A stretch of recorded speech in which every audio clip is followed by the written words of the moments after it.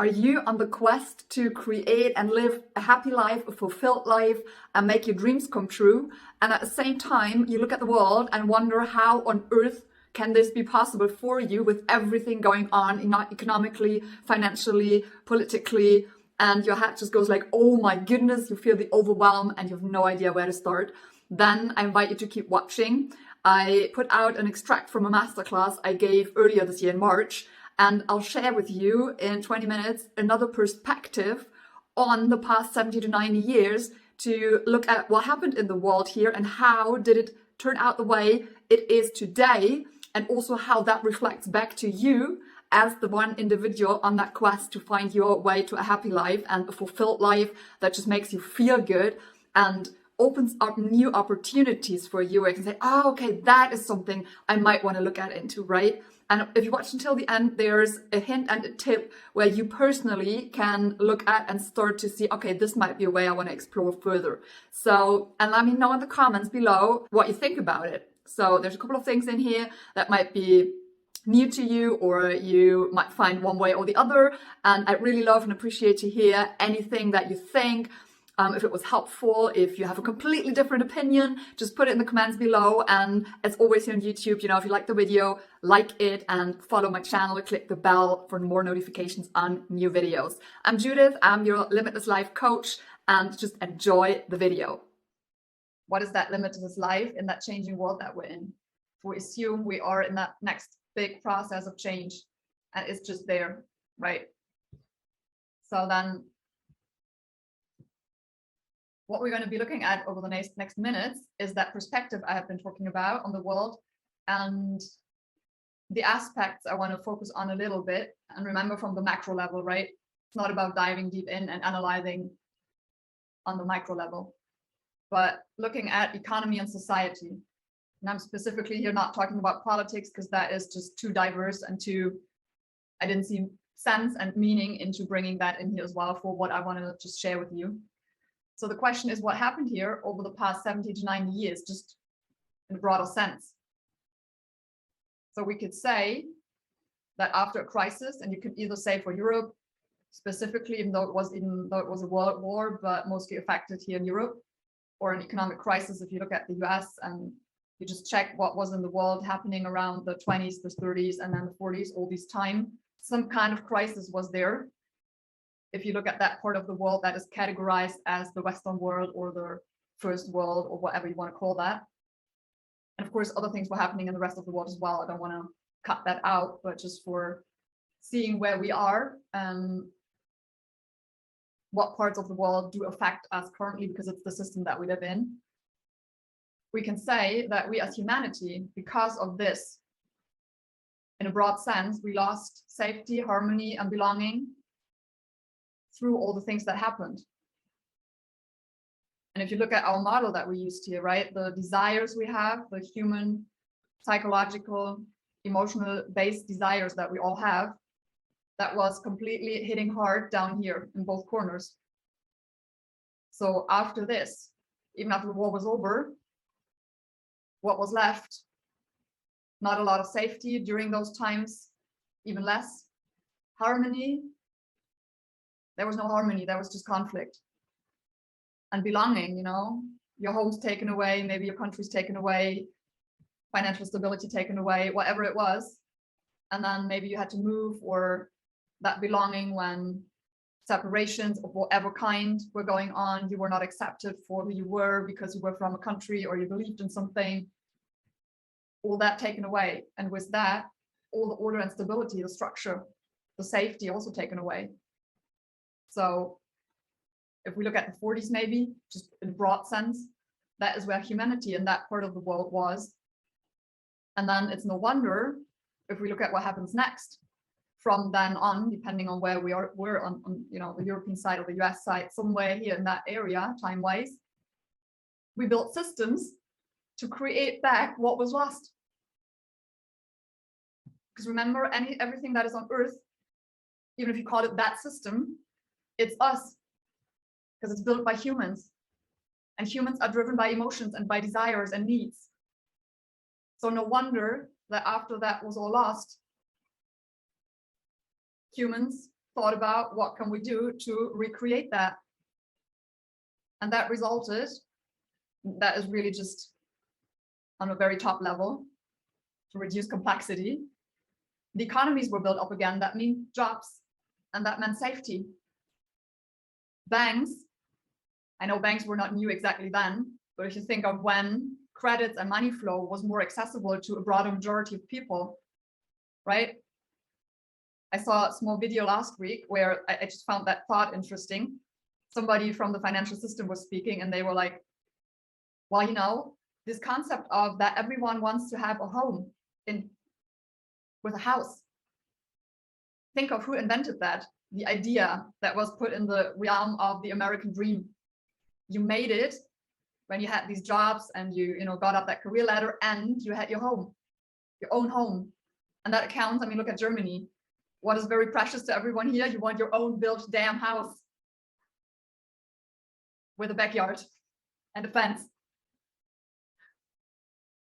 So he asked the question, the banks had a marketing issue. They needed a product to sell the money and the credits. So they invented that everyone needs a home and a house. This is not to say that is the truth, but I found the thought of that, I found that interesting. But fact-based is that money in general was more accessible to people and to societies. And this house building was one of the significant things that happened then again. Not only because you want to rebuild after war, but also in other areas, that meant safety, and it meant harmony, because you could create a safe space for your family and your loved ones. And that was your peace, your haven. And also with that, all these insurance systems. And that is definitely completely different from country to country. But in general, it's a system as well that creates safety. And with that, a bit of harmony.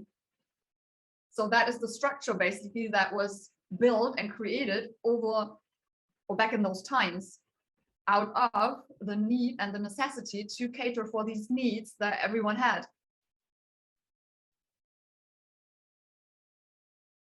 So then, that was built. Most people got back to jobs. The homes were built up, or they had homes. All these things were more there. Basic needs were met on that level. So then from the 60s, the economic boom globally, what was next? Consumption, indulgence, travel, joy, ease, freedom, self-expression in a way. Like I can have a car, I can have a TV, I can travel, I have freedom. That is the complete upper part here. It's the opposite, right? That is the desires up here that we have. That is the freedom, the independence, the I want to express myself. That is the I want to have joy, I want to be inspired. Here's the indulgence. If you have this axis here and you check left or right, I didn't put the words here because I said that model has more layers. But if you've added another layer on that end, what be indulgence on that end would be control. So after having been controlled for a while, and then like the negative aspect of control, then through building up the systems here again, positive control that gives stability, there was space again and room to move over here and here. And this up here has everything to do with activity and action and expression. And everything down here has rather something to do with being still. So it's only natural, it makes sense, if you look at that. And of course, why people loved all these things. We have these desires in us. And if someone markets to that desire, of course we go there. We want these things, we crave these things. So broadly speaking, this whole thing built up until the mid or end 80s. That is where the next break or next evolution step started. Because then we're moving into the 90s. Digitization started, internet started, phones started, and the speed increased through globalization appearing at a different level. And this is basically, like I know from own experience, because I've worked in the consumer goods industry and I've, through my startup, have insights in the textile industry. And if you look back the past 15 to 20 years, like about 17, 18 years ago is when fast fashion started. Before that, it didn't exist. You had these like 4 collections a year. And today, Zara has like 25 or 26 a year. And H&M as well. It's just one example. Or the supermarkets. Yeah, Sanam will know as well. Like, how does it happen that you have new variants of products on shelf? It's not because it's like, oh, vanilla is so pretty and it's not so good in your shower gel or in the vanilla Coke or whatever. It is because there's key accountants and product managers in the industry that need to create more growth, and the retailers as well need more profit. And through advertising, the advertising you get sent into your mailbox every week from every supermarket, every discounter, every drugstore. And that is almost the same in every country, every developed country, however you want to call that. You know, there's at least 30 to 50 articles every week that are just purely promotional. Plus you have the whole range of products that have a price reduction, just to get you in store to purchase something. And by reducing the ones that are on shelf all the time, you know, there's a quite famous example on one of the L'Oreal shampoos, the Alvital, that you might know all. When it was introduced, it had a recommended shelf price of, I think, €2.89. And it took about 10 to 12 months when it ran through the continuous promotions of the drugstores here, where the price was at that point, where it was at the purchasing price of the retailers. And by law, you cannot sell beyond the price that you purchase it from. So what happens then? There's no more margin on the product. And there's like an unwritten rule or law in trade and retail. All these products have an EIN number, the barcode. And once the barcode has hit a bottom low of a price X, it cannot go up again. So what do you do if you want to make margin? Kick out the EIN code, put in a new one. And that is when lemon and vanilla gets out and gets replaced by, I don't know, sea salt and chocolate. And that happens at a fast pace. It's not driven by consumer wants or needs or just purely by trends. It's just a result of all the speed that has been going on. And this is just two examples, right? And then in consumption at our homes, I mean, we all know that, right? Because we have all these products. I also have these products. We all have washing machines, we have phones, we have TVs, we have computers, we have tons of devices because it's possible. And we all know that when you today buy, I don't know, a toaster, for example, if you bought one in the 70s, it'll probably be working today. But if you buy one now, it's done in 2 years because the quality has also changed. And I'm not saying that overall is a bad thing, because also that is all evolution. The question is just, where did these systems stop serving? When are they becoming, or when did they all reach a point of that they are just there to justify their own existence because they are not willing to evolve in their business models? Because they're trying to keep up what they have been doing for decades. And as they see it's not working, or because it's not profitable anymore, where is the resistance in it to evolve in the business model and in the whole idea or the product, and not just going from vanilla to sea salt, or from making the smartphone a bit bigger or smaller, right? And I found something I want to show you, just a couple of seconds of it, the market capitalization. I'm not sure if you've seen these things. Can you see YouTube right now? You still see my presentation? YouTube? Okay, cool. There's various videos on this. You know, it's 8 minutes. We're not going to watch 8 minutes, but it states the largest companies by market capitalization, and it's in US dollars from 1979 to 2021. And that's quite interesting if you A, look at the figures that were here in the beginning, and B, look at the industries that were in there. We're just going to flip through a couple of years, and let's just see 81, and you see which countries they were from. So see, this is 47 billion, I think, yeah, billion dollar, just as a reference. It was the largest one, and that is not too long ago. It's like 40 years. That is telecommunication, IT and systems and communication, energy. I'm not exactly sure what that is. That is in energy and oil as well. Oil, energy. Here's the former version of Kodak, and down here is General Motors. So you see the industries that are in there, and you see the sizes and value. So if we just move on a bit, so that's 10 years later, all of a sudden you have Japan in here. That one is, I believe it's electronic, electronic energy as well, but I'm not exactly sure. Then there's banks in here all of a sudden. You see that? ExxonMobil is in here, the Fuji Bank, so it's banks, banks, banks. IBM is still in here, GE, and here's another bank. So you see already the industries of the banking sector are emerging in here. And you see how it's growing. The large number one here, 10 years later, is already twice the size compared to the number one before. So we can move on a bit more. 2001, GE is up here. See how these numbers have exploded? Then all of a sudden, Microsoft appears. Walmart is in here. So the consumer goods guys come on in. Banking, oil, electricity, Pfizer, the pharma guys come in. BP, Intel, another computer thing, more consumer goods, and Shell. And then let's move on a bit more. 2010 country-wise is interesting because it's quite mixed all of a sudden. Value here has not increased as much compared to the last section we saw, but the mix is interesting. China all of a sudden is up here. And Apple, Microsoft are coming on here. Apple has passed Microsoft here for the first time, I think, or it's somewhere in that area. And then if we move here, that's just 5-6 years ago. You see, it's all US. Apple is up here. See that number compared to where we started? Then Google, Microsoft, Berkshire Hathaway, the accent people are the only stable ones in here over decades.